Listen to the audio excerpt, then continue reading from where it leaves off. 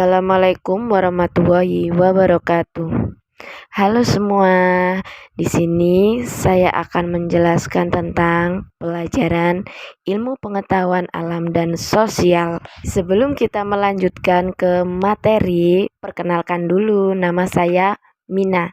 Saya berasal dari sekolah SMK Darussalam Taman Sidoarjo. Salam kenal semuanya. Di sini saya akan menjelaskan tentang proses distilasi minyak bumi. Mari kita simak bersama-sama. Berikut penjelasan singkatnya dan beberapa contohnya. Distilasi minyak bumi adalah proses pemisahan secara fisika komponen-komponen yang terdapat dalam suatu liquid hidrokarbon dengan menggunakan energi panas sebagai energi pemisah, sehingga terjadi penguapan berdasarkan range titik didih komponen-komponen tersebut. Kemudian dilakukan pengembunan di titik embunnya. Proses distilasi juga dapat dilakukan dalam kondisi vakum untuk fraksi yang memiliki titik didih sangat tinggi, guna menghindari dekomposisi termal. Distilasi vakum ini umum digunakan untuk memproses fraksi berat seperti pelumas dan aspal. Pentingnya pemisahan melalui distilasi bertingkat dalam industri minyak bumi adalah agar setiap fraksi dapat dimurnikan dan digunakan sesuai dengan spesifikasinya. Penelitian mengenai distilasi minyak bumi. Mekanisme distilasi minyak bumi terdiri dari beberapa tahapan penting yang bertujuan untuk memisahkan komponen-komponen minyak mentah sesuai dengan titik didihnya. Minyak mentah yang merupakan campuran kompleks hidrokarbon dan senyawa lain tidak dapat langsung digunakan tanpa proses pemurnian melalui distilasi bertingkat. Distilasi bertingkat atau fractional distillation memanfaatkan perbedaan titik didih berbagai fraksi hidrokarbon untuk memisahkan komponen-komponen ini, sehingga diperoleh produk-produk turunan seperti bensin, solar, minyak tanah, LPG, dan aspal. Proses pemanasan minyak mentah. Yang pertama, pemanasan minyak mentah dipanaskan hingga mencapai suhu sekitar 350 derajat Celcius sampai 400 derajat Celcius dalam tanur atau furnace. Proses ini mengubah sebagian besar komponen minyak mentah menjadi uap, sedangkan fraksi yang lebih berat tetap dalam fase cair. Yang kedua, kolom distilasi bertingkat uap minyak mentah, kemudian masuk ke kolom distilasi bertingkat, yang terdiri dari serangkaian plat atau nampan pada ketinggian yang berbeda-beda. Kolom distilasi ini memiliki suhu yang lebih tinggi di bagian bawah dan lebih rendah di bagian atas.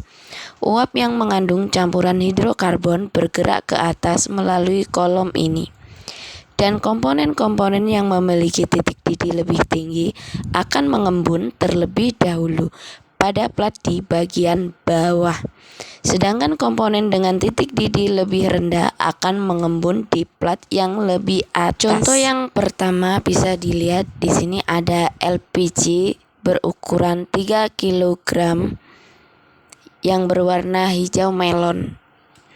Fraksi-fraksi yang terpisah. Setiap fraksi yang dipisahkan dalam kolom distilasi akan diambil pada ketinggian tertentu. Berikut adalah fraksi-fraksi utama yang diperoleh. Gas LPG di bagian atas kolom, fraksi gas ringan seperti propana dan butana terpisah. Gas-gas ini kemudian diproses lebih lanjut menjadi LPG atau liquid petroleum gas yang digunakan sebagai bahan bakar rumah tangga dan industri. Contoh yang kedua ada bensin.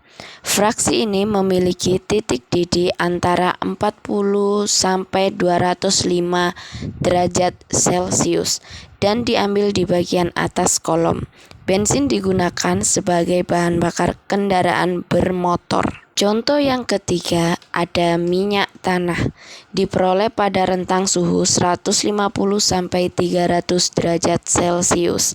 Minyak tanah digunakan sebagai bahan bakar untuk penerangan, memasak, serta dalam beberapa aplikasi industri lainnya.